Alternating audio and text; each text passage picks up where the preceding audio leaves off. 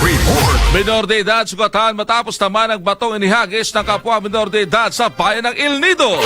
Katropa mo sa balita, Bilya Mucha. Report. Sugatan ng isang 13 taong gulang na minor de edad matapos umanong tamaan ng batong sadyang inihagis ng isa ring minor de edad habang nagbibisikleta pa uwi mula sa paaralan bandang alas 6:15 ng gabi nitong Hulyo 6 sa Barangay Masagana, El Nido, Palawan.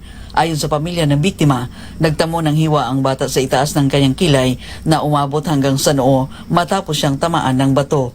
Iniulat na ang insidente sa El Nido Municipal Police Station at humiling na rin ang pamilya ng CCTV footage mula sa mga kalapit na establishmento upang makatulong sa investigasyon. Kasalukuyan ding nananawagan ng pamilya sa sinumang nakasaksi sa insidente o may impormasyon na makatutulong sa pagkilala sa sangkot na lumapit sa mga otoridad o makipag-ugnayan sa kanila. Samantala, ipinahayag din ng pamilya ang kanilang pag-alala sa mga insidente ng karahasan kinasasangkutan ng mga minor de edad at iginiit ang kahalagahan ng pagpapanatili ng ligtas na komunidad para sa mga bata. Patuloy ang isinasagawang investigasyon ng mga otoridad upang matukoy ang buong pangyayari at ang pananagutan ng sangkot.